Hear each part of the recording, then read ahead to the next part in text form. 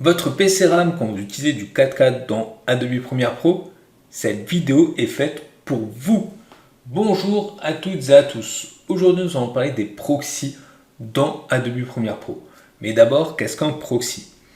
C'est tout simple. Prenons un exemple. Vous êtes un monteur indépendant et un cadreur vous apporte ses supports avec ses images en 4K 10 bits. Vous dites super, commençons le montage, vous ouvrez votre logiciel, vous importez vos images et commencez donc le montage.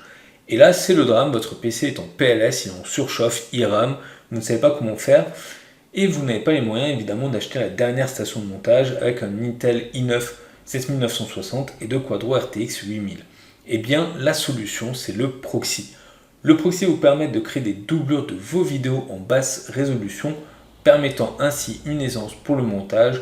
C'est une bonne alternative, surtout que dans notre petit moniteur, que nous ayons une résolution de 3800 ou bien de 720 pixels, cela ne révolutionnera pas grand chose. Voyons maintenant comment on fait pour les générer dans notre logiciel préféré. Je vais mettre donc évidemment ici les termes en anglais que je vais utiliser. Pourquoi? Tout simplement parce que je sais que beaucoup d'entre nous utilisent le logiciel en anglais. Et d'ailleurs, c'est ce que je vous conseille de faire. Mais au moins, en ayant l'interface en français, en vous donnant les traductions en anglais, cela permettra à tous les francophones de pouvoir utiliser, et d'ailleurs pas que, les proxys. Donc j'ai cliqué sur nouveau projet, je vais sélectionner un nom, donc je vais l'appeler tuto proxy, très original. Je ne vais rien changer ici, je vais tout simplement aller dans paramètres d'ingestion. Je vais sélectionner, je ne sais pas ce que j'ai dit, mais sélectionner ingestion et je vais mettre créer des doublures et je vous donne dans le mille. In English, on dit create proxies. Yeah. Dans les presets, donc dans les paramètres prédéfinis, je peux sélectionner un paramètre prédéfini ou bien ajouter tout simplement mon paramètre prédéfini.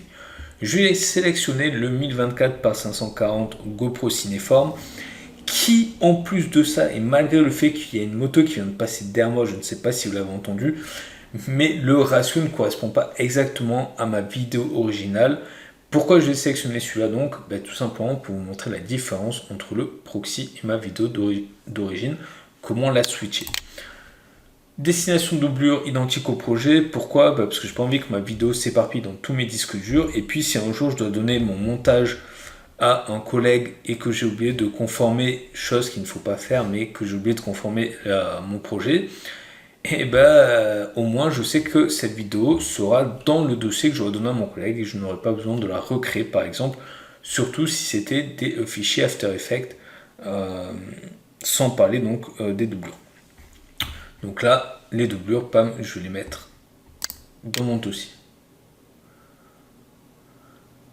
Dans mon interface, je vais venir dans assemblage, je vais sélectionner donc explorateur de médias, prendre la vidéo que j'ai besoin, importer. Le drag and drop fonctionne et comme vous pouvez le voir, cela m'ouvre automatiquement Media Encoder. Ce n'est pas moi qui l'ai ouvert, il s'est ouvert tout seul.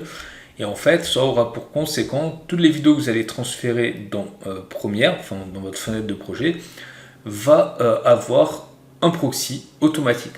Donc là, vous voyez, ma vidéo s'appelait C002.mp4. Il est en train de créer donc son proxy qui s'appellera donc C0002, donc le nom d'origine, underscore proxy.mov. Je ferme donc Media Encoder, je vais aller dans montage et je vais faire glisser déposer ma vidéo afin de créer une séquence avec celle-ci. Alors elle y est, mais vous allez me dire, il y a quelque chose que je ne comprends pas. Comment je sais si ma vidéo déjà est linkée, enfin si elle est liée à un proxy? Comment on affiche le proxy, parce qu'il faut bien pouvoir switcher entre les deux. Et puis, comment on fait pour créer un proxy si, par exemple, dans les paramètres du projet, je n'ai pas sélectionné les paramètres d'ingestion? On va le voir de suite. Tout d'abord, comment on voit si notre fichier est lié à un proxy? C'est tout simple. Vous faites un clic droit ici. Vous allez sélectionner affichage des métadonnées, cliquez doublure, parce que nous sommes en français, hein, évidemment. OK. Et en fait, tout à droite sera pour but de vous créer une colonne qui s'appelle doublure. S'il y a écrit joint, c'est que votre vidéo est linkée et liée donc à un proxy. à une doublure. S'il n'y avait rien écrit, c'est qu'évidemment, il n'y a aucune doublure qui est liée.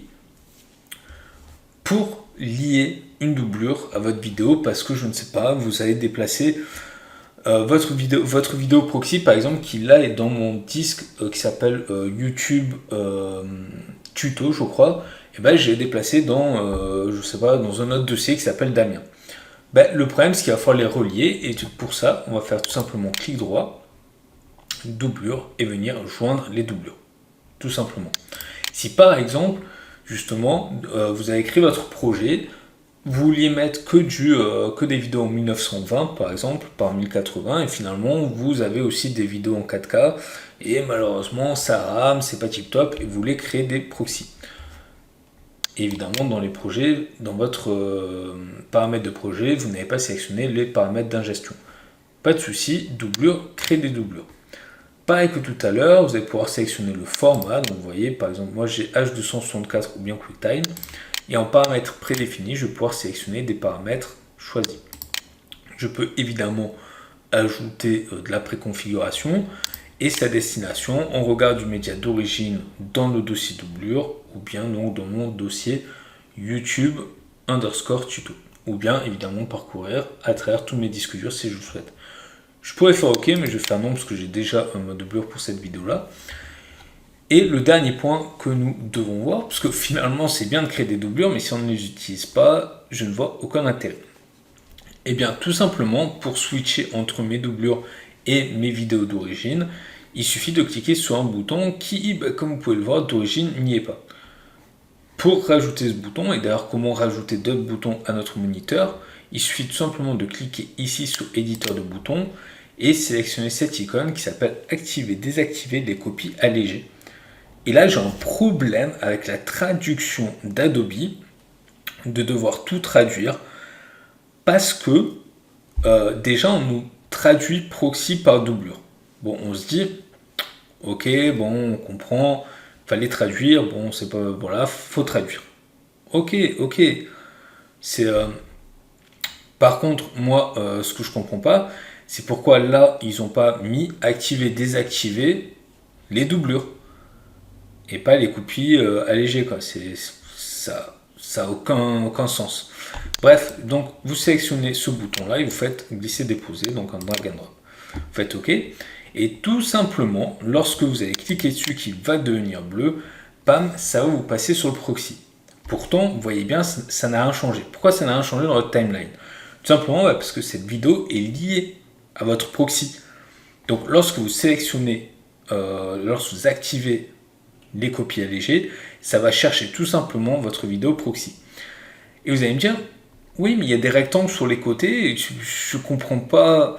Bah, en fait, ces rectangles que vous avez, en fait, je vais pas dire ce crop, mais le fait que justement vous avez l'impression que cette vidéo est légèrement plus compressée, c'est tout simplement parce que dans les paramètres prédéfinis, j'ai sélectionné, comme je vous l'ai dit en début de vidéo, des dimensions qui ne correspondaient pas à ma vidéo originale, tout simplement pour pouvoir vous montrer la différence en appuyant. Parce que si par exemple je venais ici et mettre à 200%, ben peut-être que, bon si, j'avoue, on voit un peu la différence. Mais peut-être que vous d'ailleurs sur YouTube, vous ne voyez pas la différence.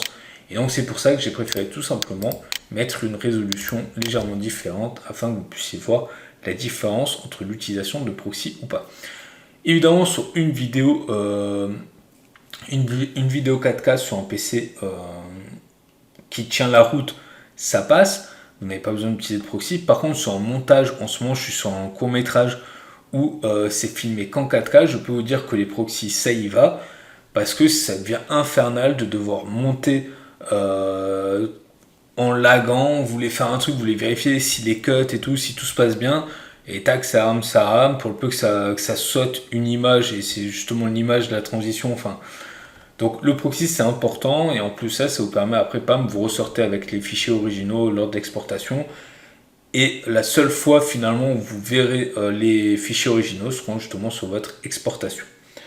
Cela va vous permettre surtout, comme je vous l'ai dit, si vous avez un PC qui n'est pas puissant, de pouvoir créer le 4K. Et d'ailleurs, puisque maintenant vous avez le 6K, le 8K, etc. qui commencent à se mettre en route, avec une bonne config actuelle, de travailler par exemple le 8K. Ça, c'est très important. Et après, bah, évidemment, on verra plus tard dans l'avancée de la technologie, mais en tout cas, pour la 4K, moi je vous conseille de faire comme ça. Au moins, même avec une 1060 classique, puisque c'est ce que j'ai, je peux trade du 4K aisément sur des grosses séquences. Voilà. Écoutez, j'espère que cette vidéo vous a plu, ou en tout cas qu'elle vous a permis euh, de pouvoir travailler vos montages en toute aisance. Je vous dis à bientôt pour une prochaine vidéo. N'hésitez pas à commenter, à aimer la vidéo si vous avez aimé, à disliker si vous n'avez pas aimé évidemment, et à faire partager à tous vos amis si besoin. À bientôt. Bye bye.